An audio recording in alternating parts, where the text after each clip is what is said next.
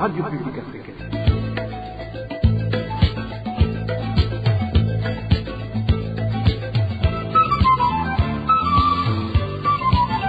Radio Publique Africaine.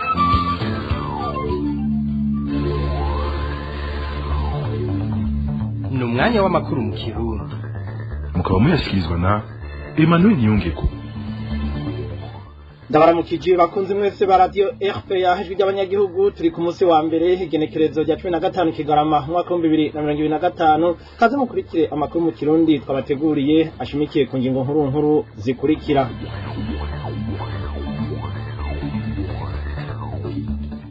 Umurindi wo kugandagura abantu urabandanya mu gihugu mu kwezi guheze kwa Munyonyo ishirahamwe rigiteka bivuga ko hambuwe ubuzima abarenga 40 hamwe n'abakorewe ayandi mabi atandukanye mu cegeranyo ca rigiteka baranashira ahabona ababikora.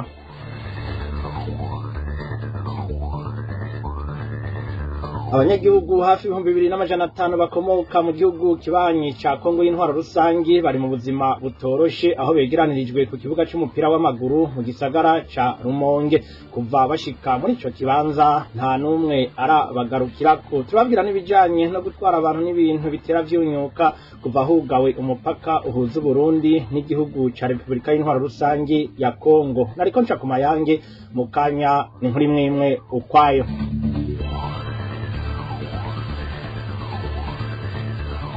Ndasubiye kubaramutsa mu nkundire duhere mu gisata c'umutekano mwavyumvise mu ncamake abantu barenga 40 baragandaguwe abagera ku 10 bakorerwa amabi afatiye ku gitsina bandi babiri nabo baranyuruzwa mu kwezi kwa Munyonyo guheze umwaka wa 2025 ivyo bikaba bishikirizwa n'umuhari uharanira ibahirizwa ry'agateka kazina muntu mu Burundi iteka mu cegeranyo cawo cyo muri uko kwezi guheze kwa Munyonyo rigiteka ikamenyesha ko abagirizwa ayo mabi ari mbonera kure hamwe na bamwe mu bagize inzego z'umutekano z'igihugu. Ibiri muri ico cegeranyo na Dani Claire iratwumva. Ihonyangwa ry'agateka kazina muntu ryarabandanije kwibonekeza mu Burundi no mu kwezi kwa Munyonyo guheze nk'uko biri muri ico cegeranyo cari giteka. Uwo muhari uharanira iyubahirizwa ry'agateka kazina muntu mu Burundi umenyesha ko abantu bagera kuri 42 aribo bagandaguwe mu kwezi kwa Munyonyo mu ntara zitandukanye zigize igihugu. Muri abo 38 bakaba batowe ari biziga. Rigiteka ikavuga kandi ko abantu babiri aribo banyurujwe abandi babiri nabo baborezwe igufa. Abagera ku 11 nabo bakorewe amabi afatiye ku gitsina, muri bo hakaba harimwo abigeme 5 aho 4 muri bo bari batarakwiza imyaka 18 nk'uko ico cegeranyo cari igiteka cyo muri Munyonyo uyu mwaka kibandanya kibishikiriza. Rigiteka iranatanga ibitigiri vy'abahagaritswe mu buryo budakurikije amategeko, abo nabo bakaba bagera kuri 6. Umuhari rigiteka werekana ko intara izubwa mbere mwihonyangwa ry'agateka kazina muntu ari intara ya Gitega n'ibitigiri bigera kuri 21 igakurikirwa na Bujumbura hamwe na Burunga zose zifise ibitigiri 14. Intara izubwa gatatu ni Butanyerera ifise ibitigiri 8, Buhumuza ikazubwa nyuma n'ibitigiri 4. Rigiteka ivuga ko abagirizwa gukora ayo mabi harimo imbonera kure bamwe mu bagize urwego rw'igipolisi hamwe n'abandi batashoboye kumenyekana. Umuhari rigiteka usozera ico cegeranyo usaba leta y'u Burundi gukingira agateka kazina muntu mu Burundi na cane mu kubahiriza uburenganzira bwo kubaho, kurinda ko hari abanyagihugu bahohoterwa hamwe n'uburenganzira bwo kwishira no kwizana. Leta y'u Burundi kandi ngo ikwiye gufata ingingo zituma hatabandanya havugwa ukudahana mu gihugu, igaheza ikanashengeza abo bose bagirizwa ivyo vyaha vyo guhungabanya agateka kazina muntu mu Burundi. Dani Claire iratwumva urakenuye. RPA yarashoboye kumenya abantu batatu bishwe mu ntara zibiri mu zigize Uburundi muri iyi ndwi twaraye dusozereye. Muri abo babiri batowe ari biziga, uwundi umwe yishwe biturutse ku matati asanzwe. Emmanuel Ndayishimiye aratubwira byinshi ku bijanye n'abo bantu bishwe.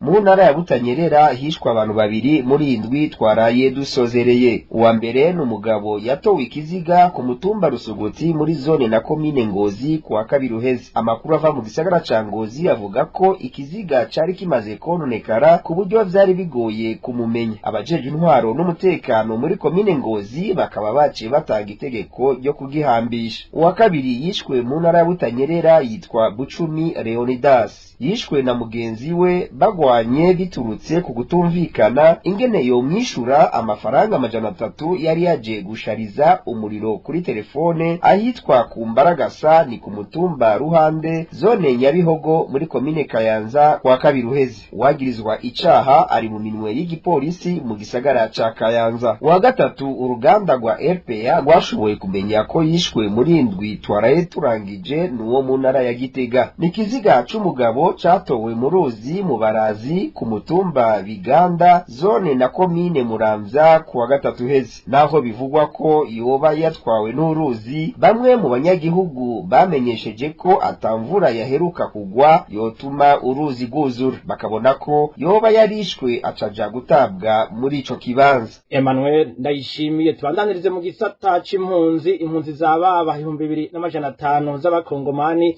ziri ku kibuga c'umupira w'amaguru ku mugwa mukuru wa komine Rumonge mu ntara ya Burunga ziri mu kangaratete kuko atamfashanyo nimwe abo banyagihugu bava muri Kongo y'intwaro rusangi bararonka kuva bahashitse. Abo bakongomani bakaba barara hanze kuri ico kibuga ataco bifutse canke bisasiye, imvura iguye ikabatsinda ngaho nyene. Barutazaro Miburo niwe yabiduteguriye. Ushitse ku kibuga c'umupira w'amaguru wo ku mugwa mukuru wa komine Rumonge ahegeranirijwe hamwe impunzi z'abakongomani, wakigwa n'urusaku rw'abana barira, abagabo n'abagore bariko baregeranya imizigo bazanye, abandi bagira uruja n'uruza barondera aho boba barashira ivyo bahunganye. Aho ku kibuga c'umupira w'amaguru caruzuye impunzi z'abakongomani ku buryo bamwe barara hirya no hino ku mabarabara. Umwe mu banyagihugu twahuriye aratubwira ubuzima bubi izo mpunzi zibayemo kuko batagira na kimwe co guhereza umunwa. Amazi kurera amagora kuko nakubarujeho bitanga amazi ntibisanzwe ko hanyuma n'ubuzu bwa sugumwe nta buhari kuko bari ku kibuga bari ku cyumba kuri stade Rumonge, naho yenga hari akazu ka sugumwe kamwe. Musanze bari mu buzima bubi cyane no gufungura kwera imisi bafungura ntacyo bararonka, ibintu biteye ubwoba. Uyu munyagihugu amenyesha yuko imvura iguye bahagirira ibibazo bikomeye ngo kuko imvura ikibanyagirira ngaho nyene. Iryo soko rivuga ko atanuduhema bararonka kuko atashira hamwe riraza kubagarukirako. Imvura iguye bari muri stade imvura iguye ikibanyagirira, ni ukuvuga kandi hema tuhari kuko onyene nta mahema yo biraba, ni ukuvuga mitsinga miratizine kahari, imvura iguye bikiva mu gatizine kahari, hanyuma bagashoboye gukwirwayo bakibanyagirika mu rugo. Kuri uyu w'Imana izo mpunzi zarabandanije gushika ku mugwa mukuru wa komine Rumonge, aho ubwato 16 bwari bushikanye izindi mpunzi z'abakongomani, kandi ngo n'ubu mu gitondo cyo kuri uyu wa mbere zari zikibandanya guhunga. Izo mpunzi zikaba zisaba umugira neza wese abishoboye kubagarukirako kuko bugarijwe n'inzara. Arakoze na Barutazaro Miburo. Iyi muriko murumva ni radio RPA ijwi ry'abanyagihugu. Mu kanya amakuru twabateguriye arabandanya. RPA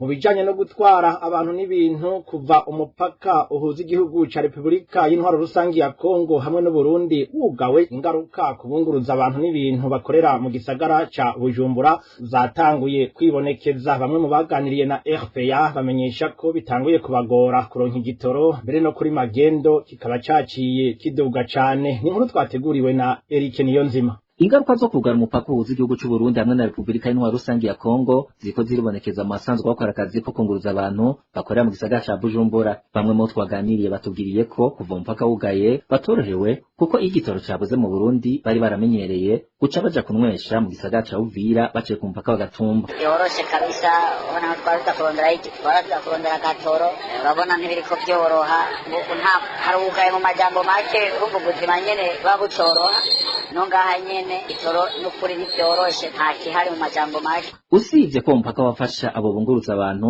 kutama ku murongo barindira igitoro kuva umupaka wugaye n'abakidandaza kuri magendo ibiciro vyace biduga cane nkuko tubandanye tuvyiganirwa na nyine soko ryacu. Ati magendo ni jibura gusa nuko ibizinze ikinju cyo hagati ya 30-35 yego nuko nyene umva biragoye nyene umva twasikurika aho hakurya umva nivyoroshe kandi haranye hariho benshi batajayo gukora igitoro kibonetse mu Burundi kuri magendo cyangwa kizimbuka muri Kongo. Rero umva nta muntu yakuri baraza guca umutwe ku mastasyo yahora adafite korohera cyane. Hariho benshi batajayo gukora igitoro kibonetse mu Burundi kuri magendo cyangwa kizimbuka muri Kongo. Rero umva nta muntu yakuri baraza guca umutwe ku mastasyo yahora adafite kuri magendo.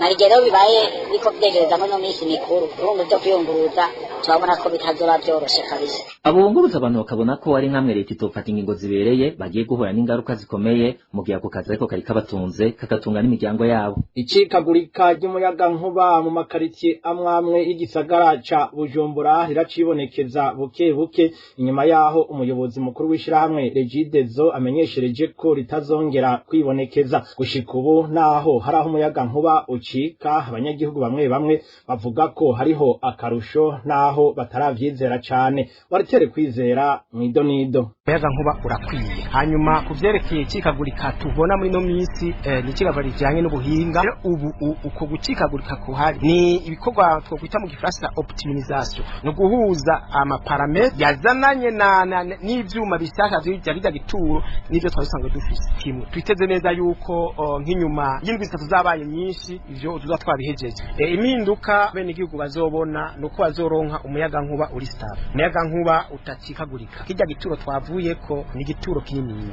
Iryo jwi mwumvise ni rya Engineer Albert Manigomba, umuyobozi w'ishirahamwe Regideso. Aha akaba yari kasigurira abanyagihugu n'abamenyesha makuru ingene ikibazo kijanye n'icikagurika ry'umuyaga nkuba bariko bitegura kugisezerera mu ndwi zitarenga 3. Inyuma y'ukwezi n'igice ashikirije ayo majambo, abanyagihugu bakorera hagati mu gisagara ca Bujumbura bavuga ko ata kintu kinini cyahindutse kuri iryo cikagurika ry'umuyaga nkuba. Uyu munyagihugu wavuga ko gushika ubu hagati mu gisagara atakigenda. Kuri vile hoho ni hatari, kuri vile aracika cyane. Bo kila saa 3 yo mu gitondo vile kwese amakartier Avenue de la Victoire, Avenue de la Mission, Avenue de la Mission. Eka gushari atake isidari ya kurisera usanga amatara tayo vile yose. Saa 3 bagiye arona saa 9 subiye kugenda.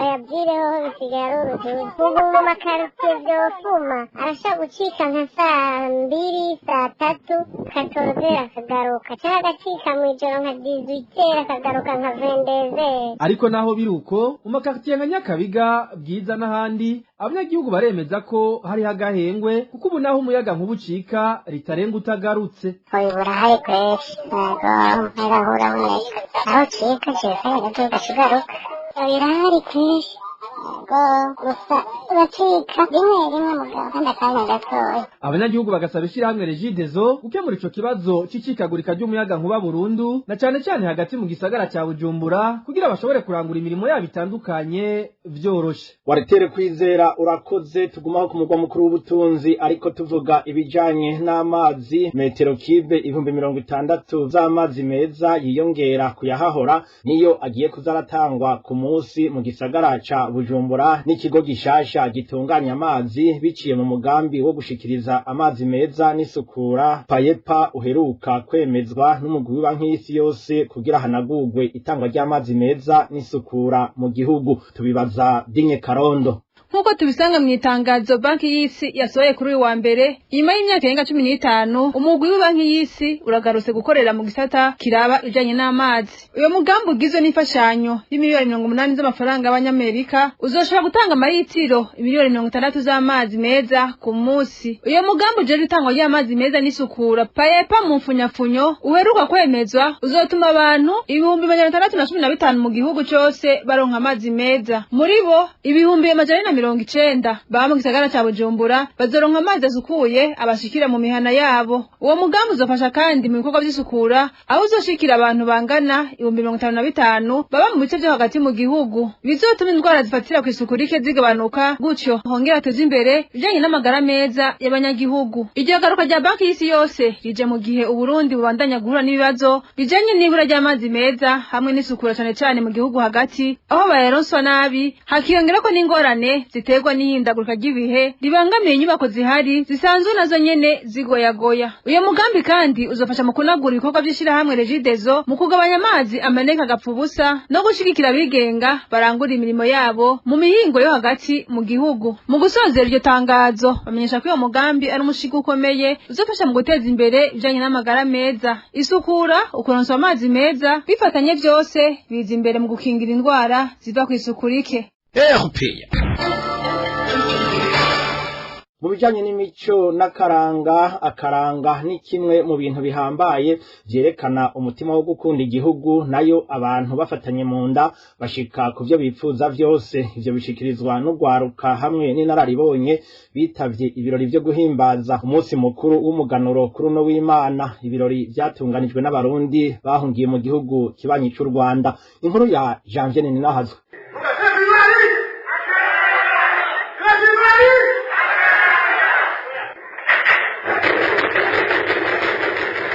Ibirori byo guhimbaza umunsi mukuru w'umuganuro byatunganijwe n'abarundi bahungiye mu gihugu cy'u Rwanda, bitabwe n'abatari bake baba abarundi canke abaje kwifadikanya nabo.